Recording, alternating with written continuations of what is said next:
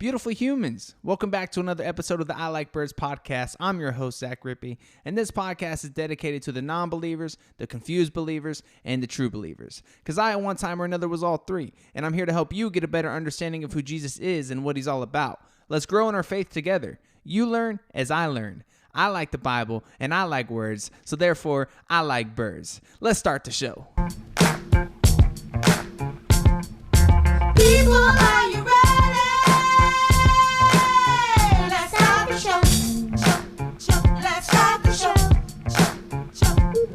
Beautiful humans, welcome back to another episode of the I Like Birds podcast. I'm your host, Zach Rippey. Thank you so much for being here today. I'm truly grateful for everybody that listens. Man, I was saying a couple weeks ago on here, maybe it was last week, I said on here that we had a week where we had like 400 listens, and I was just thinking to myself, man, I don't know 400 people that listen to this show. So if you listen to this show and you found it on Instagram, TikTok, or a friend shared it, do me a favor, email me. I want to hear from you.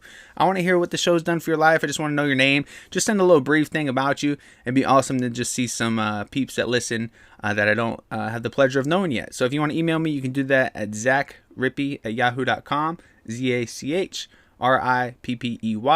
at yahoo.com. And if you ever have any questions or you want to talk about something that you want discussed on the show, you can do that too. I haven't done that before. I think I tried it maybe one time and I just kind of like let it go. But if anybody that listens to the show ever has a question they want to send in, you can do so there. We'll try to address your question on air, and it'll just be a fun moment to be able to, have community. You know what I mean? So anyway, great news, guys. Hope you're having a great week of life so far. Hopefully you're taking action, what you learned on Sunday, and you're putting it into practice on Monday, Tuesday, Wednesday, Thursday, Friday, and you're growing your relationship with God. And I didn't say Saturday because people don't really listen to the pod on Saturday. So I guess people don't really be, connecting with Jesus on Saturday through the podcast app, at least. Maybe that's the day they're preparing for Sunday. They're in their devotionals and stuff like that, I think, or just worshiping big while they clean the house. That's a big one. You guys do that? Y'all throw on some worship music when you clean the house? Let me know. ZachRippey@yahoo.com. All right, let's get right to it, man. Exciting news, guys. Today's episode, we're gonna not only be reading some scripture from Luke 7 and just kind of reading the Bible together, a couple stories that I read this morning that I really wanted to share and just kind of talk about it with you guys. It's been a little while since we've done that. I haven't written an episode for this one specifically, so I was like, all right, let's just kind of write down some notes about what's been going on, some good news to share with you guys, and then we'll get into the word of the Lord. All right. First and foremost, let's talk about this. The Pressure of Being a Christian video series that I put out. It's not getting a lot of love on YouTube. I don't know. It's hard to get people to go to YouTube. It really is. I have, like I said, 400 listens in 1 week on the pod, but I had like 15 views on the video that I've been like pumping out there like nonstop. Like, yo, go watch the video, go watch the video, go watch the video. But that's okay. It takes time. Rome wasn't built in a day. A YouTube following isn't built in a year either. So I'm trying to pump it out, trying to just make more videos to be well versed with the ministry. We already locked down the audio. We've tried to do our part on the socials. We got the book coming soon. More news about that in a few minutes. And I've been trying to do some videos just to kind of get my face out there, get people that love video to find out about the ministry. And honestly, YouTube hasn't been working. But I'll tell you what has been kind of working, guys, is TikTok. Your boy like kind of enjoys the little TikTok game because it's easy to edit videos on there and it's fun, and it's you can add like whatever you want on there. You can add captions, you can add text on the top and the bottom, you can add your logo to the ministry on there. Like, it's a legit little platform. So I see why the youngins like it. Not to say I don't enjoy scrolling TikTok by any means. I honestly hate it because it feels like you never know what's going to come up next. I don't like that. I like choosing, like on my Instagram, I like the explore page because I can kind of choose what I click on, I don't like, I don't like being controlled by the talk, especially Chinese TikTok, but anyway, not to get too off on a rabbit trail on that one, but, check us out on TikTok, man. I'm trying to get my followers up. We got 100 on there. We got over 1,000 likes already, and over thousands of views already on the videos we've been posting. So that's been awesome, and it's been really cool to see people enjoying the TikToks, the videos on there. It's just clips from the pod. And the pressure of being a Christian, I've been really clipping that up and putting like a title on there, and it's just been really fun to do. So thank you guys for all those that have watched and supported. We've had some comments. We've had some people share it as well. So much love to you guys, man, for real. Thanks for sharing it with your friends and trying to get us out there in the video world now too. So things are growing, man. Things are moving. And the reason I say that is because I don't think I've ever been so confident that like this is what I'm supposed to be doing, if that makes sense. Like I've seen the impact of the show and people coming to the Lord through the show, but as far as, you know, the longevity and the long-term game, I'm really seeing that, man, I want to just continue doing this. There's never a week I'm like, I don't really want to do the podcast, you know. And I complain a lot. So the fact that yes, I complain a lot, but also I get in like little things of going down. I don't know. I have a lot of interest. I've explored a lot of things. I like to try different things. I've done hip hop. I've done stand-up comedy. Done podcast game now. And I'm just kind of evolving into the ministry aspect of everything. Like with the book, I'm telling you guys, I'm so pumped about it. It is good, man. And it's good. You know, like I'm pumped, guys. It's good. Like while editing, I'm reading it and I'm like, man, this is good stuff. Who wrote this? You know, like, ooh, like this is good. You know, there's some parts in it, of course, where you're like, oh, that's Zach Rippey right there. He had to say that one, you know, and that I think that's what makes it good, you know, because it's honest, it's real, it's organic, and it's just like the show, but just in writing it. Except I can edit, I can take away the stupid stuff I say in the book, and it's really sharing the story. Let me actually read something to you guys real quick. I didn't even think about this, but I'm gonna read it to you. I'm gonna read you guys what's gonna be on the back of the book. It's kind of like the summary, you know. So yeah, like I said. All right, let me just read it to you. I'll tell you that in a second. But yeah, so I wrote this as kind of the summary. I had to come up with the back of the book because I have somebody working on the cover right now. And yeah, I'm excited. So at first I was like, do I do quotes from people? You know how people on the back of the books, they have like, oh, Olivier from Sowing the Seed podcast said this. And then, you know, but at the same time, like when I pick up the back of the book, I'm like, what do I want to see? I don't want to see quotes from people. Like I'm picking up this book right now that's next to me called The Psychology of Money. And it says, everyone should own a copy. James Clear. Author, million copies bestseller, Atomic Habits. You know, as much as that's cool because you have people that are like showing love for your book, did they actually read it? You never know. You know what I mean? So, and like, who reads the book before? Like, you're telling me if all four of these people read the whole book, or maybe they read a chapter. That's what I did. I sent a chapter off to a couple friends, so maybe they did that. But anyway, I just wanted a little summary on the back of the book, and I wrote one yesterday, so I want to read it to you guys because I enjoyed it. So what was supposed to be a 10-day mission trip ended up being a 21-day life-changing experience. Zach's first time traveling to preach the gospel was during a time when Uganda, Africa was coming off of 2 lockdowns. He shares his experience ministering to the one in front of him and his spiritual eyes being opened in a way that will impact readers for years to come. With a pregnant wife and 2 kids back home, Zach was stuck in Africa on the other side of the map with no telling when he would be able to return. God's plan for not only his journey, but the ministry of Subi and the people of Uganda is revealed in a way that will bring hearts closer to Christ. Humanity and their need for a savior are on full display in 21 Days in Africa. Ooh, that's good. I'm excited about that. Hopefully y'all are excited about that too. Hopefully I didn't just blow your speakers out with my excitement there. We're back on the microphone. We're not under a tree this time, so got to get the levels right. You know what I mean? But yeah, man, super exciting stuff. I did so the book is like 95% finished. I did my final edits after I sent it to Rob. He did all his edits, sent it back to me. Then I did my edits of Rob's edits, and I was like, bro, you're supposed to be the editor. I caught a couple spots where I needed to edit your work. You know, but that's part of the game, you know. So he recommended, and I kind of came to the conclusion that I need another set of eyes on it, especially for my comma game. My comma game is weak. I splice it up a lot. And I also, my hyphenated game is weak, where it's like, you know, where you say like, oh, his God-given abilities. Sometimes I'd be forgetting to put the little hyphen between God and given.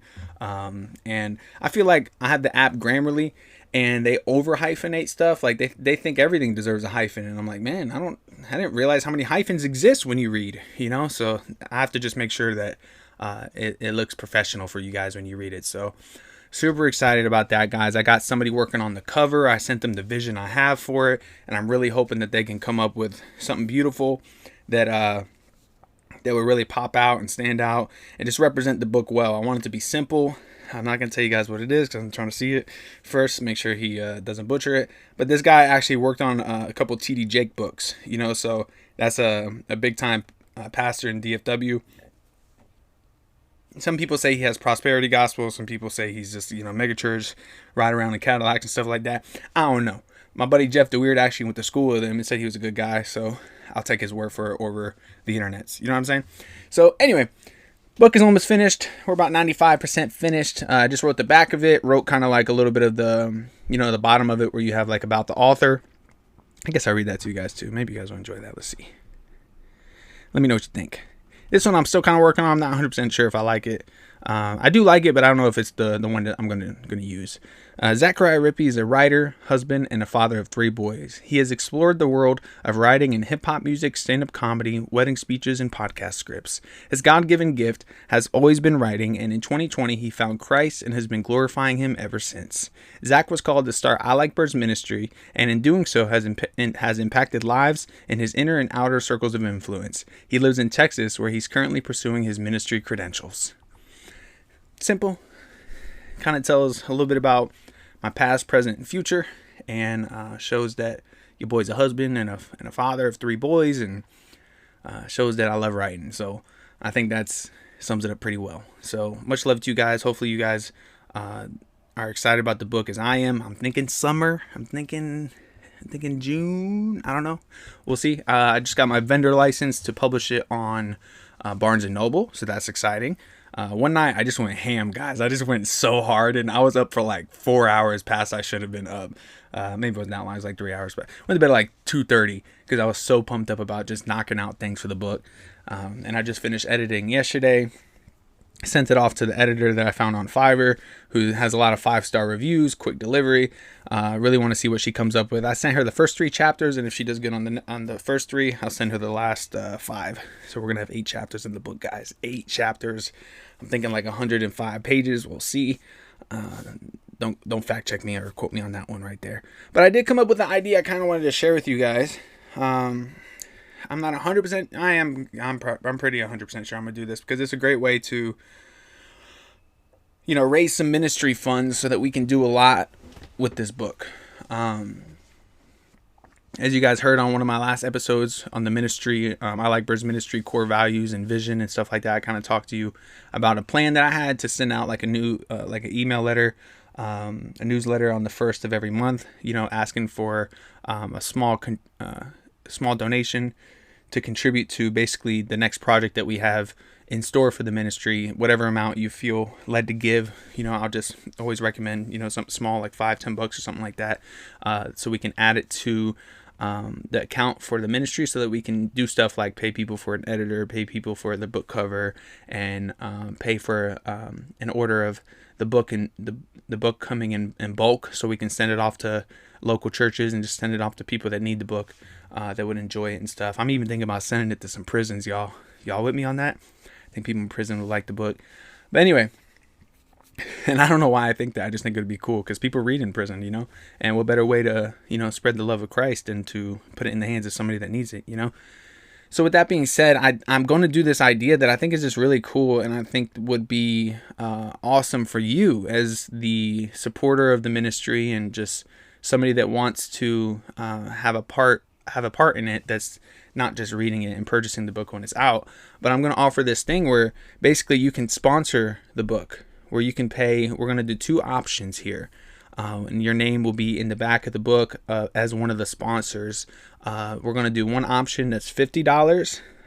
I wrote down some notes here. $50 that will get your name in the book and or business in the book. So like if you do like photography, you can have your business name in there next to your name as well as one of the sponsors. And then we're doing a $100 one where it gets your name, your business, and your website or your Instagram in bigger font, as well as a signed copy of the book when it comes out. So that's kind of an incentive to, raise some funds and just be a part of it and help get it off the ground. while also, when you get the book, flipping to the back and seeing your name in it. I think it'd be really cool to do that for the I Like Bird supporters. Sorry guys, somebody was calling me when I put my phone on Do Not Disturb. I don't understand how that works. It's on Do Not Disturb and somebody can still call and it can still be loud. So I'm gonna definitely shut that off. Sorry about that, guys. But yeah, man. So I really would appreciate if everybody can contribute to that wants to be a part of it. It'd be super cool, especially since we've come such a long way in these last 2 years. We've been talking about this, like having a book out since we started the podcast. So it's crazy. 2 years later, we're actually about to have it out there. We're super close. And the donation, of course, goes all to the book cost, everything that we're doing for it. Even doing like a branding thing, like basically like a promotion thing and putting it out there. We're going to have probably like a book signing event in Texas and whatnot. So we're obviously going to have to pay for like food for people to come out there and do it and stuff like that. So it's going to be exciting stuff, man. Who knows? I feel like ideas keep coming to me about the book. Obviously revelations from the Lord, trying to, get it out there. And I have big goals, man. I wrote down in my gratitude journal today that I really want to sell like 100 copies like quickly. I want 100 copies to be sold quickly, and then 500 and then 1,000. If you could sell 1,000 copies of a book, wow, you are in a small class of people of writers, and it's a beautiful thing because that means you have people that will buy your next book, and that means that a publisher most likely would pick it up and put it out there even further. And I strongly believe this book has that potential because I'm not talking about me, guys. I'm talking about the people of Africa and their experiences with faith and with the Lord and what the Lord is doing there. And I'm talking about me before, during, and after going. And I'm also just bringing the light of Christ to people. And it's a beautiful thing because when I read it, I just enjoy it, and that's the first step. You never want to think and read the book and be like, I don't like this, and I make it fun. There's jokes in there. There's real truths in there about what's been going on in the world and the country. And, man, I share so many stories in there, guys, where it's almost like my spiritual eyes are open. Your spiritual eyes are open and your senses are on high alert when you travel somewhere new like that, and I share every detail with you guys. And shout out Kelly, Armani's fiance. We were just talking yesterday, and she's in like I think it's Rome, Europe. I don't know, guys. I'm not good with a map. But she's basically seeing all these beautiful historical places. Italy. Okay, yeah, Italy. She's in Italy. I just got back from Italy. But she's out there, and she posted a picture or like a little boomerang of Gigi yesterday in front of her daughter, Armani's daughter, in front of like one of these like really nice buildings, right? And a bird was flying like right over her, and it was such like a whoa, like oh my gosh, it was so perfect. I'm telling you, it was gorgeous. It was I was thinking screenshotted the image and everything. It was incredible. And I DM'd her about it, and we were talking for a little bit. And she's like, yeah, I've gotten so many signs here of God just revealing things to me while here. And I just started thinking about it. I was like, yeah, that's how he connects with us. Like he knows that once we're in another place and traveling, and Armani loved to travel. So it's like, having that connection. And having your senses on high alert to being able to see things. And that's what's incredible about this book is that when I went there, I kind of had in mind, I was like, I need to write about this. And I didn't really know I was going to turn it into a book until I started experiencing some real like, oh, this is a spiritual story. This is a spiritual experience that like you would not to say like read about in the Gospels, but like pretty close, like some crazy stuff was happening in Uganda, and it was the first time I've ever experienced it. And I just want y'all to be able to experience what happens over there through the lens of me actually being having boots on the ground. So it's first time spreading the gospel too, something that we're commanded to do, and I just feel like it had to be shared, and that's part of the ministry is like sharing your personal experiences with God and sharing them publicly. So I don't want to get too long-winded about that, but yeah, I'd appreciate it if you guys if I make like a little flyer or a post about it, just going ahead and sharing that for me and contributing to the funds that we're going to be raising and getting your name in the book. How sick would it be for your name to be in a book as a sponsor for a book about Jesus? I don't know, I think it's cool. I think it's worth $100. Do the 100. Come on now. I did the 50 for the people that are like, like all right, I'll throw a 50, but the 100 are like people that are like, yeah, I want the signed copy of the book too. Hey, put my IG on there too. I got a business. I got a little, I rap. All right, I'm being silly, guys, but you guys know me. You guys know I'm just playing around, just having a good time over here. in my RV as I say this podcast. But yeah, man, I'm praising God in the storm. We're a few days away from baby Zeke coming. Haven't heard much about the house as far as electricity goes, so we're riding it out, praising in the storm. Things are good. I got my gratitude journal. I've been writing in that. It's definitely been helpful. Something I've been trying for the last week because, last week I just got hit with like a bag of bricks of like stress and worry. And then my in-laws suggested, I write some stuff down and focus on the good things in life. And it's definitely been helpful. So, especially my family today, man. My wife is at an appointment. She took Malachi. And so I had some time to record, and I was just looking at my fridge and seeing all the little Polaroid pictures of us when we were doing the RV journey, and just like, man, like my family is just so dope. For real, man. They're just so fun to be around, and I just love being a dad, and I'm loving it more and more and more, and just leaning into it more. And it's just, I watched the movie, we watched the movie, what's it called? King Richard, with Will Smith, being the dad of Serena and Venus Williams, and just seeing how much he was intentional with his kids. I mean, obviously he wasn't, I didn't like everything about his character, but just seeing how intentional he was and how much of a plan he had for their lives, and just being willing to just put his all into being a father, and just making sure that their education was what it was, and making sure that the morals were great, and making sure that they were just focused on the things that were important and having fun as kids, but also working hard. Like, it was just cool. It just kind of made me think about like my role as a father, and taking it more serious. I think a lot of times that we as parents were so locked in on like, are we providing? Are we doing everything we need to? Are we in a good place? Are we comfortable? Are we okay? That we forget that like, our kids need us so much, and we're all they got. So I've been really enjoying my time with Malachi while my wife does a lot of appointments these last few weeks, and we've really grown a tight bond in that time, and we've just had a lot of fun. And he's just getting bigger and more fun, and just reminds me of Noah when he was around that age. And Noah comes back this Saturday, and just super pumped for him. He just got into a house with his mom after they were, it was a journey for them to move to Texas, and they just purchased their home. So super excited for them, man. I was thinking about them in church on Sunday, and just the testimony of God of bringing Noah here, and they're in a house before we are. Like that's a blessing, man. That's incredible, and it just shows the goodness of God when you're praying for something, and he praying for something for years, and he comes through in a huge way, in a way that's just so surprising. And here's a little gem that the little sign that the Lord gave me, that he's got Noah, because that's one of my biggest prayers, is always be in Noah's heart, because Noah's not with me all the time, so I need God to do the heavy lifting, you know what I mean? So, and that's the way it should be, God should be the one doing it and whatnot. But anyway, a little gem that he gave me is Noah has a backyard, right? A good sized backyard. They have like a little shed out there, and a good sized shed, like I think it's like 1,000 square feet. So like they're going to do a gym in there and stuff like that. And then right behind the shed, guys, is a basketball court, like a nice one, concrete, beautiful basketball hoop that their neighbor has, that they gave permission to Noah to just play on it whenever he wants. So it's like, oh my gosh, like you cannot tell me that's not like the most ideal situation and setup for him going forward. And they see themselves living in there for a very long time. And it's just awesome because he's going to be like an hour and 15 minutes away from our spot that we're moving to in the very near future. So it's even closer to us than he was originally.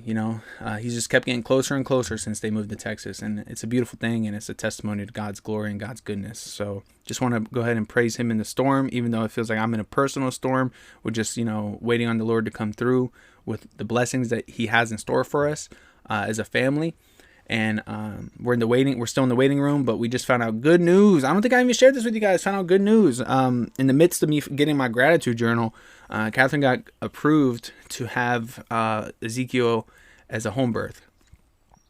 Yes, super, super exciting about that. That was something that we were so stressing. We did not want to go to the hospital. We've already paid for the birthing plan that we have in store. And it's just going to be a great experience, and we're praying that we can, it goes so smoothly. And I just got a text, actually, when I got that phone call that Zeke, on the final appointment, Zeke is in like good position, feet up, completely up, ready to come out. So they're predicting this week he's going to be here. So very exciting stuff, guys. Thank you for all your prayers. I know we have a lot of people on here that have sent a lot of prayers about that, because that was a big stress on the fam, medical issues, being gone a lot, appointments, exhaustion, financially, uncertainty, health, anything health related is always a scary time. So really appreciate you guys praying on that. I definitely wanted to give you guys an update on it. And clearly I'm going to give you another update when Zeke is here, letting you guys know everything's good. And man, God is good. I must say that God is good. Praising him in the storm.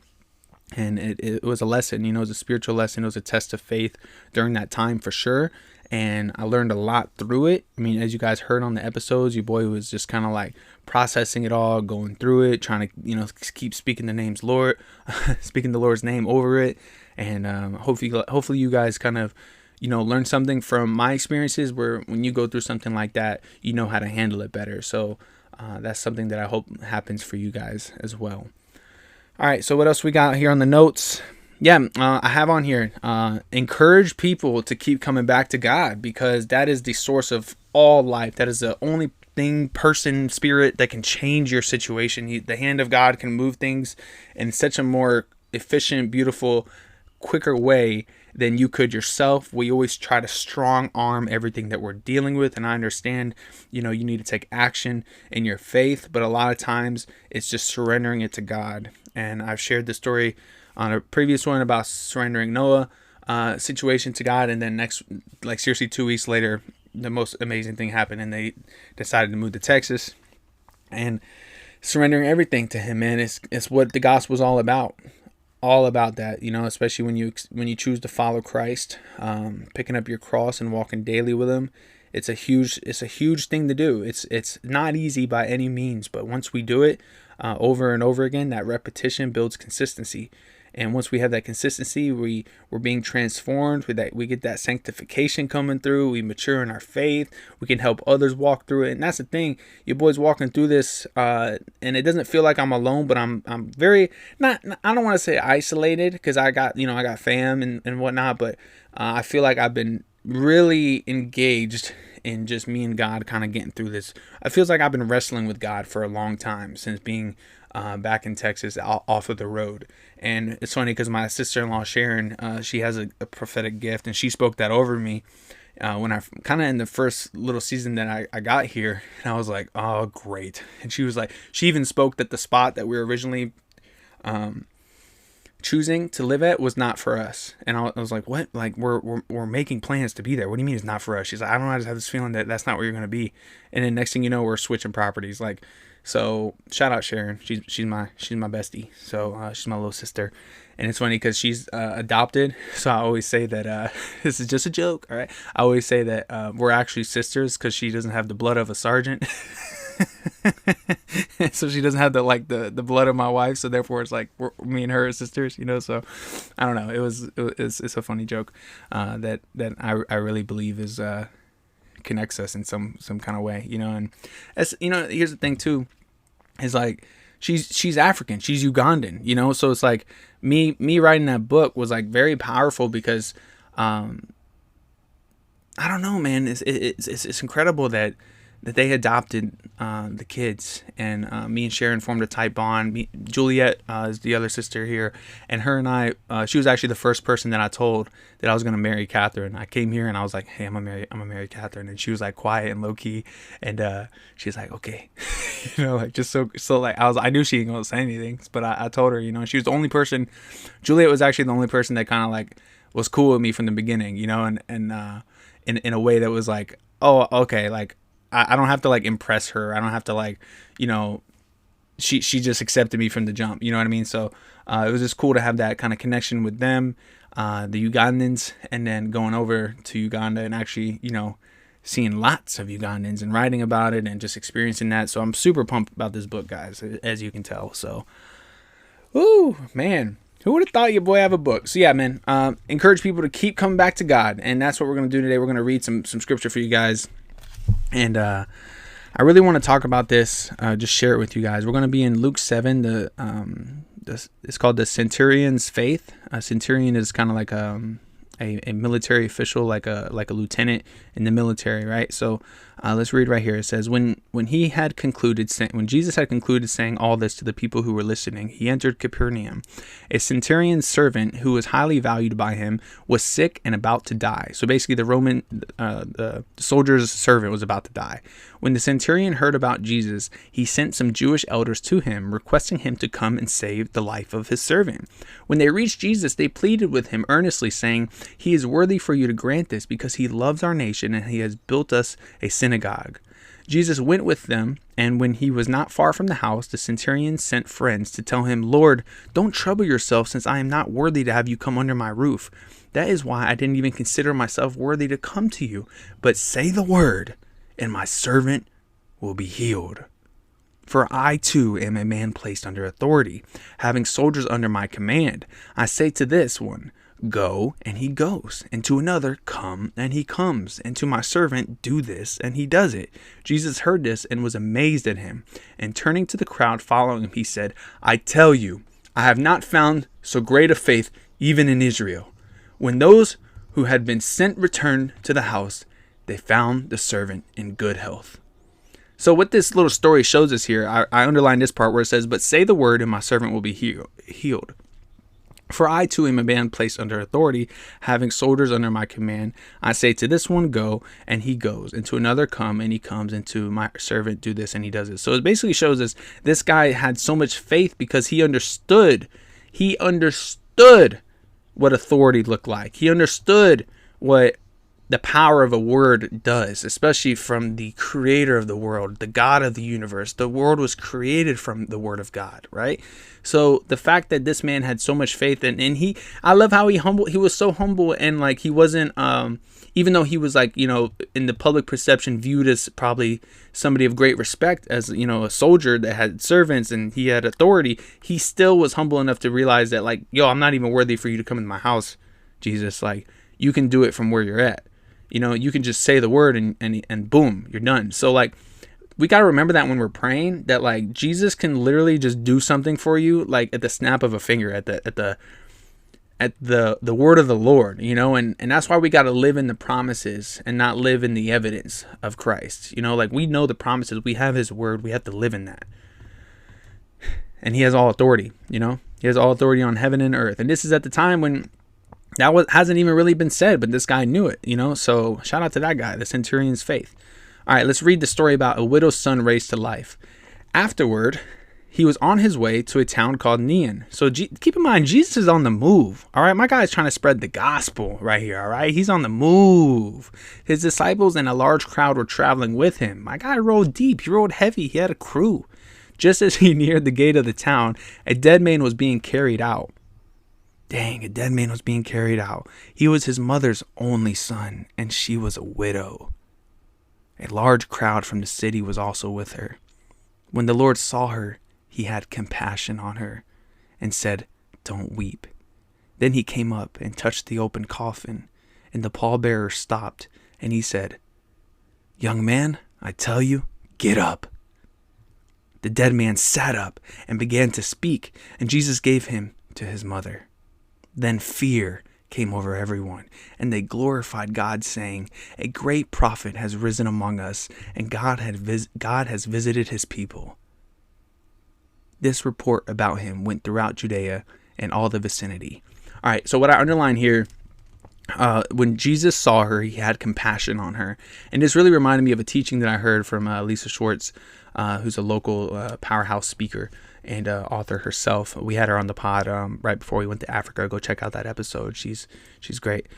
She kind of spoke this about Jesus always had compassion for people, but he never had empathy for people. Meaning, the world wants you to be so empathetic. Oh, pity me, look at me. Oh, I'm not this, I'm not that. Like, I'm oppressed. Oh man, people mistreat. It's like. Maybe I shouldn't have, done all that. But at the same time, it's true. It's like the world wants you to be so empathetic to them and like what they got going through. And even like, and I understand that, I'll be like, sharing some stuff with you guys about life and stuff. And, sometimes, you just want somebody to be like, oh, it's going to be okay. It's like, we're human, a lot of people want empathy, but Jesus never gave empathy. He always gave compassion. So he never let you he let you be in the pit, and he would get in the pit with you, but he pulled you out of the pit. He didn't get in the pit with you and be like, oh, let's stay here. Yeah, it's tough. What did he say? What did Jesus say? He said, don't weep. Like, don't weep. I got you. And then he did what he did. Right? Remember that. Remember that when you're going through the storm. And another thing I underlined, then as soon as the dead man sat up and began to speak, Jesus gave him to his mother. And then fear came over everyone, which is interesting. Fear. That's an interesting word that they use right there. And then they glorified God. Right? So remember that when you get fearful, what are you going to do? Are you going to live in that fear? Are you going to live in that pit? Are you going to live in that fear and I need empathy vibe? Or are you going to glorify God through your fear and turn your fear into faith? I'm reading a book before bed every night. It's called Putting an X Through Anxiety. And I found the book at a Christian bookstore. It talks about, this guy, this author, he basically overcame his anxiety through praising, through worship. And I'm on chapter 3 right now, no bigs, but I haven't finished it yet. But it seems as if he's, from the first 3 chapters I read, he's talking a lot about overcoming the things that you're struggling with through just keeping your eyes on the thing that you have to praise. The only thing that is good, the only thing that is good news is Jesus. Like your world could be falling apart, but if you know his word and you know what his word says, you know what he already did for you, you know what is to come, like, because he tells us what's to come, like, we're good. Like, keep your eyes and focus on that. So a lot of my gratitude journaling involves me talking about truths that I know Jesus has told us. And that's why I said earlier, live in the promises, don't live looking for evidence. Right? We already know what his word is for our lives. So yeah, man, I wanted to just share those 2 stories with you guys, just because I enjoyed them this morning. It really put some hope in my heart and some perspective in mind about just what we're supposed to be doing, even when things aren't going our way, because things are not going to go our way. Listen to my series, The Pressure of Being a Christian. Part 1, 2, and 3 are out right now, and I'm about to drop part 4 this week at some point. And a lot of the pressure comes from there are 4 perspectives, so just check it out for me, guys. I really want you guys to see it and share it and just enjoy it. I actually made an episode about it, so the people that don't, like videos, I'm going to drop the episode soon as well, probably when Zeke is here, just so it gives kind of like a filler episode when I don't have time to record. So be on the lookout for that. If you don't want to watch the videos, I understand. There will be an episode about it. And also be on the lookout for the book donation sponsorship idea that we have. Obviously I don't have the verbiage down correctly yet. I'm still working on the idea. I just wanted to kind of share with you guys originally. We're going to be doing it through ilikebirdsministry.com, of course, where you can donate and support through there.